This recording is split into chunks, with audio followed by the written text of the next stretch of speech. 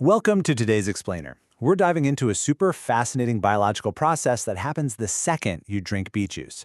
Now, you might be throwing ginger, lemon, turmeric, or even watermelon into your daily glass, but chances are you're missing the single most crucial step that determines if that drink actually does anything for your nitric oxide levels. And here's the really surprising truth.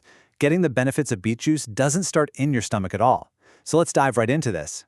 If you've ever tried beet juice for better circulation, you've probably run into a pretty common frustration.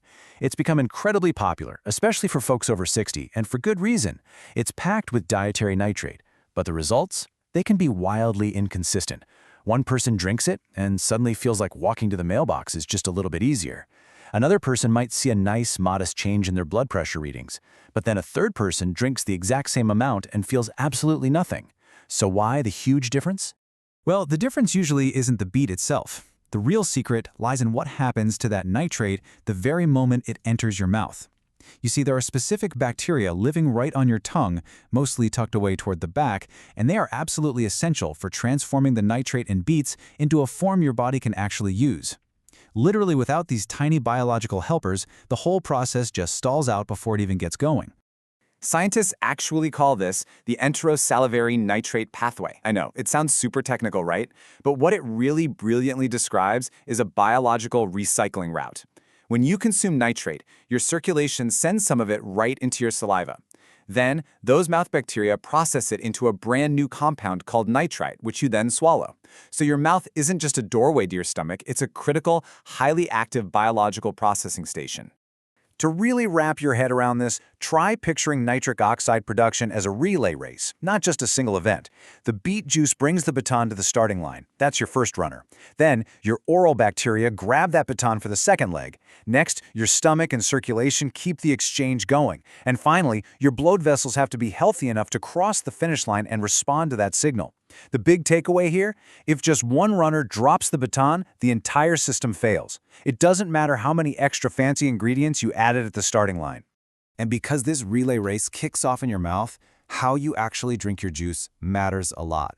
Treating beet juice like a pill that you just gulp down as fast as humanly possible to get it over with, huge mistake.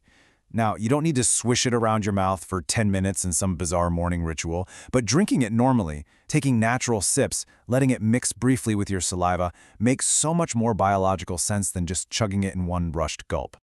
Let's skip ahead to the finish line of that relay race and see where nitric oxide actually does the heavy lifting. It targets something called the endothelium. This is this incredibly intelligent, super thin cellular lining inside your blood vessels. Think of it like a biological sensor. It constantly detects changes in pressure and blood demand, and then it releases nitric oxide to tell the smooth muscles around your blood vessels to just relax, widening the passage for blood to flow through. But here is where aging really changes the game. Think of your endothelium sort of like one of those automatic sliding doors at a grocery store. When you're young, the door spots you and zips open instantly. But with age, maybe high blood pressure or just inactivity, that mechanism gets a bit stiff. The sensor still sees you, meaning the vessel receives the nitric oxide signal, but the door, it just opens much more slowly, and with a lot more effort. Now, aging doesn't just magically turn this pathway off the day you turn 60, but there are a few factors that really disrupt that relay race. First up is dry mouth. Less saliva simply means less transport for those crucial oral bacteria. Second, like we just talked about, endothelial stiffness makes the vessels way less responsive. And third, oxidative stress. If your body is carrying too many reactive molecules, they can literally deactivate the nitric oxide before it even gets a chance to do its job. Because of these aging factors, we really need a major mindset shift. We have to stop trying to create this one single incredibly powerful miracle drink. Instead, we need to focus on 4 interconnected goals for circulation support. Provide the raw material, using dietary nitrate, absolutely preserve that oral pathway in your mouth, support the health of your vessel linings, and of course, reduce the harmful habits like smoking or sitting all day that constantly fight against your own system. Okay, moving on to Section 1. The simple lemon solution. So instead of constantly hunting for some exotic root that supposedly multiplies your blood flow, you should be asking what simple addition gives you real, practical value. When you stack lemon up against other trendy additions, the difference is honestly pretty striking. A squeeze of lemon gives you a nice hit of vitamin C, which helps out your body's antioxidant network, and it massively improves the earthy flavor of beet juice with pretty much zero drawbacks. Watermelon, sure, it gives you L-citrulline, but it brings a heavy sugar load with it. And spices like ginger or cayenne might sound really potent, but they carry a very real risk of heartburn and stomach discomfort. Time for a quick reality check.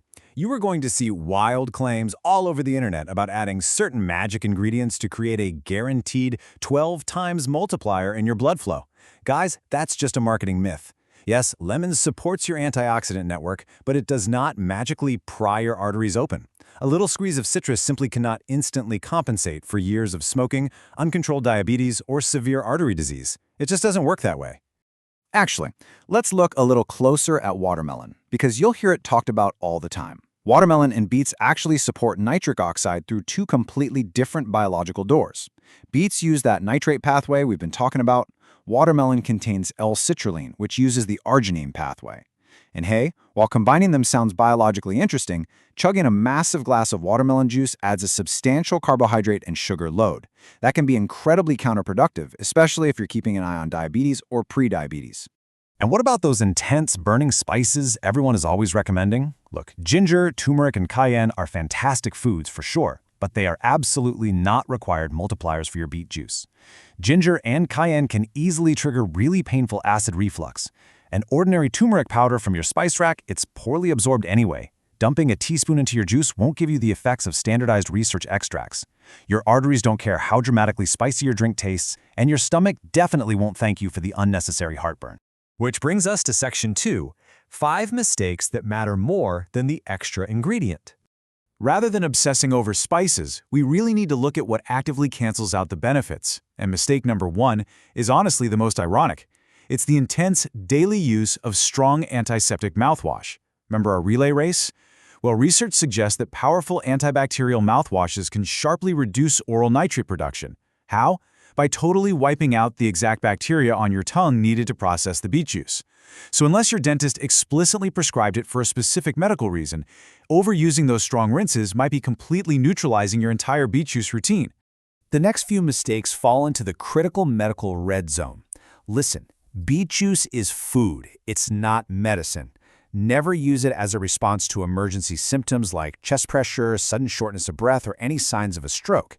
Second, dietary nitrate can lower blood pressure in some folks, so absolutely never alter or reduce your prescribed blood pressure medications without talking to your clinician. And finally, beets are very high in oxalates. If you are prone to kidney stones, you really need to be careful with this. All right, Section 3, a realistic routine for someone over 60. So, with those vital safety boundaries out of the way, let's look at how to actually do this right. A health practice that takes 30 minutes of grating, blending, and scrubbing your kitchen every morning, yeah, that usually gets abandoned by day 5. Here is a totally sustainable 2-minute daily blueprint. First, pour a modest serving of beet juice and always check your product label because concentrations vary wildly. Second, add a simple squeeze of fresh lemon for flavor and antioxidant support. Third, drink it normally. Sip it, don't rush it past your mouth. And fourth, monitor your function safely at home, without expecting fireworks or a burning sensation in your mouth to prove it's quote-unquote working. Now, if you are monitoring your blood pressure at home to see if the juice is actually helping, you've got to do it clinically and accurately. Please don't just react in a panic to a single stray number. Sit quietly for a few minutes first.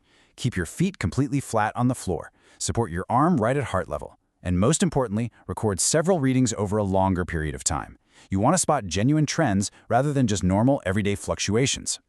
Let's zoom out to the bigger picture for a second, because this might honestly be the most important takeaway of the whole explainer. Nitric oxide matters, absolutely. But regular movement? That may actually be more powerful than any juice you could possibly drink.